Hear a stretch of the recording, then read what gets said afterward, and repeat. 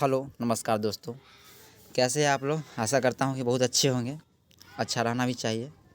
तो आप लोगों के लिए हम लाए हैं पार्ट 2 मिथिला यूनिवर्सिटी पार्ट 2 के लिए आर्ट्स साइंस कॉमर्स के लिए आरबी हिंदी 100 मार्क्स का वीवीआई ऑब्जेक्टिव 56 क्वेश्चन, जो कि काफ़ी इम्पोर्टेंट है एग्ज़ाम की दृष्टि से। तो चलिए स्टार्ट करते हैं।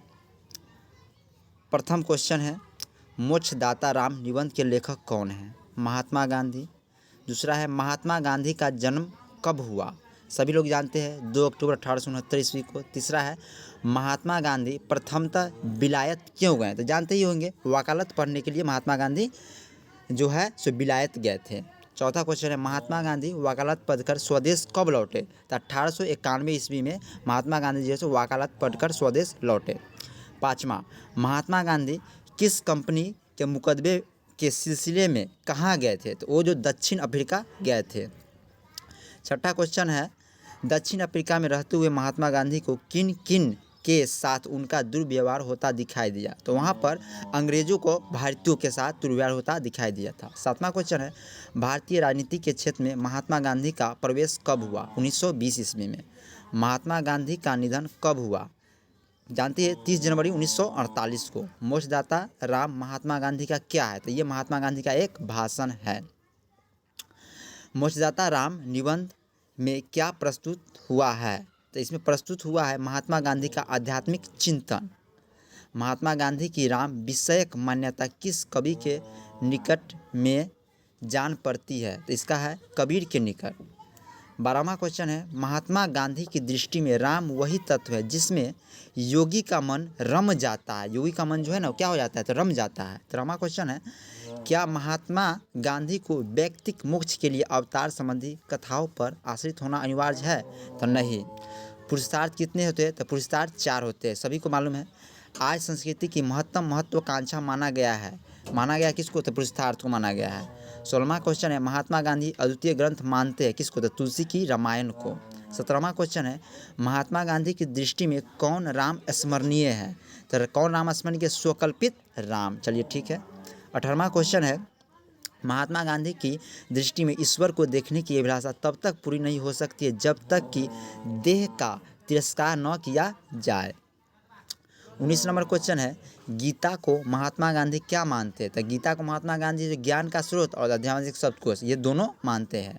20वां क्वेश्चन है, जो कि खाली स्थानों को भरना होता है, यह है मोक्षदाता राम निबंध महात्मा गांधी द्वारा दिया गया क्या है। तो ये एक भाषण है। अर्थ धर्म काम और मोक्ष चारों डैश है। तो क्या है, पुरुषार्थ है। राम विषयक महात्मा गांधी की मान्यता किसके निकट है। तो ये सब जानते हैं, कबीर के निकट है। उसके बाद है घ 20 के, हर साधक का अपना अपना डैश होता है। तो क्या होता है, राम होता है।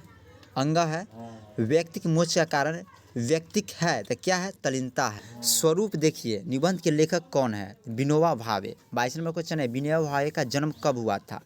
11 सितंबर 1895 ईस्वी को हुआ था।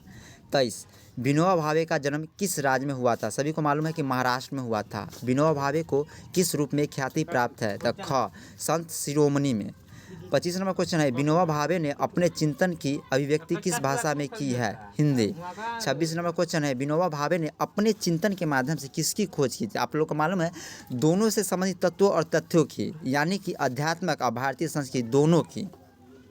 27 नंबर क्वेश्चन है, विनोबा भावे ने जो कुछ कहा वह तत्व है क्या है। तो वह तत्व जो था अनुभूत था। इनमें से विनोबा भावे की पुस्तक कौन सी है। तो आपको मालूम है, ये गीता प्रवचन, भूदान गंगा, सर्वोदय संदेश, ये सब क्या है, विनोबा भावे की पुस्तक है।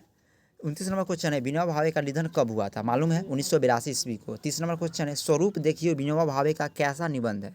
शिक्षाप्रद है। स्वरूप देखिए शीर्षक निबंध में विनोबा भावे ने समाज सेवियों को कैसी प्रेरणा दी है। दी है अंतर्दर्शन की और आत्मचिंतन की। 32 नंबर क्वेश्चन है, आसमान को ढकने जैसी बात किसने की। तो पागल लड़के ने की थी। 33 नंबर क्वेश्चन है, पागल लड़के ने अपने पाँव के जलने पर किसको चमड़ा पहनाने की बात की। तो उन्होंने सारी पृथ्वी को पहनाने की बात की थी। 34 नंबर क्वेश्चन है, किसी भी गांठ को खोलने के लिए कैसे सुलझाना चाहिए। तो इसका उत्तर है अंदर से। किसी बात को संसार पर लागू करने के लिए व्यक्ति को क्या करना चाहिए। तो आपको मालूम है, अपने ऊपर लागू करना चाहिए। 36 नंबर क्वेश्चन है, नारद को पृथ्वी की प्रदक्षिणा पूरी करने के लिए विष्णु ने क्या कहकर पहला नंबर दिया था? आपको मालूम है, जो पिंड में 100 ब्रह्मांड में।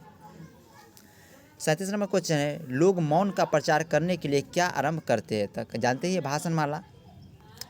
फिर आज गए हम 38 नंबर क्वेश्चन है, वेदांत की प्रसिद्ध कहानी में यात्रा पर निकलने वालों की संख्या क्या थी? तो 10 थी।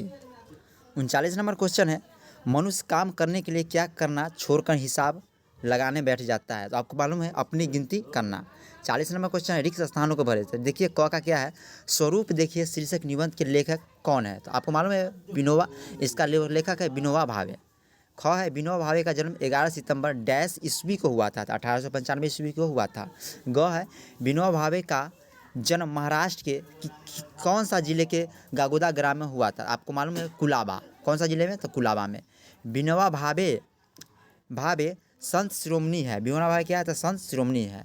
विनोबा भावे ने ज्ञान और कर्म की शिक्षा दूसरों को देने की बजाय स्वयं के जीवन में की। 41 नंबर क्वेश्चन है, विविधता में एकता शीर्षक निबंध के लेखक कौन है? तो आपको मालूम है, आचार्य नरेंद्र देव। आचार्य नरेंद्र देव का जन्म कब हुआ था? तो 31 अक्टूबर 1889 ईस्वी को हुआ था।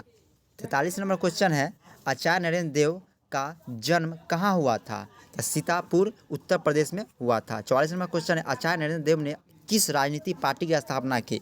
तो कांग्रेस सोशलिस्ट पार्टी की। 45 नंबर क्वेश्चन है, आचार्य नरेंद्र देव कहाँ अध्यापक, आचार्य और कुलपति बने? तो काशी विद्यापीठ में। 46 नंबर क्वेश्चन है, इनमें आचार्य नरेंद्र देव की कौन सी पुस्तक सर्वाधिक प्रसिद्ध है? तो आपको मालूम है, साहित्य, शिक्षा एवं संस्कृति। 47 नंबर क्वेश्चन है, आचार्य नरेंद्र देव को कौन सी पुस्तक साहित्य अकादमी पुरस्कृत हुई? तो बौद्ध दर्शन। 48 है, विविधता में एकता विषयक निबंध में किस धर्म की समन्वयशीलता का विवेचना प्रस्तुत हुआ है? तो आपको मालूम है, हिंदू धर्म का। कौन सा धर्म का? तो हिंदू धर्म का। 49 नंबर क्वेश्चन है, विविधता में एकता शीर्षक निबंध में लेखक ने किस धर्म को भारतीय धर्म कहना सार्थक समझा है? तो आपको मालूम है कि हिंदू धर्म के अलावा किसी को समझा ही नहीं गया है। 50 नंबर क्वेश्चन है, वह कौन सा धर्म है जिसमें एक ही साथ अनेक संप्रदाय एवं पंथ अपनी पहचान के साथ समाविष्ट है? तो हिंदू धर्म ही है। 51 नंबर क्वेश्चन है, भारतीय धर्म कैसा धर्म है? तो भारतीय धर्म है वो उदार और विशाल दोनों प्रकार के धर्म है। 52 नंबर क्वेश्चन है, संप्रदाय कैसे होता है? संप्रदाय का प्रवर्तक कैसे होता है? तो व्यक्ति की विशेष द्वारा। किसके द्वारा? तो व्यक्ति के विशेष द्वारा। 53 नंबर क्वेश्चन है, आदि प्रवर्तक किसका नहीं होता है? भारतीय धर्म का। किसका नहीं होता है? तो भारतीय धर्म का। भारतीय जनता द्वारा कौन सा धर्म मान्य रहा है? तो भारतीय धर्म। कौन सा धर्म? तो भारतीय धर्म। प्रत्येक व्यक्ति अपने अपने धर्म में रहकर मोक्ष प्राप्त कर सकता है, यह किस धर्म का विश्वास है? तो भारतीय धर्म का। लास्ट क्वेश्चन की तरफ बढ़ते हैं। 56 नंबर, भगवान बुद्ध को अवतार किनके द्वारा माना गया है? तो भगवान बुद्ध जो है उनको अवतार माना गया है हिंदुओं द्वारा। किनके द्वारा? तो हिंदुओं द्वारा। तो चलिए, आज का हमारा सेशन फर्स्ट का पूरा लास्ट हो गया है। तब तक के मिलते हैं अगले वीडियो में। चलिए, आप लोग याद कीजिए। धन्यवाद।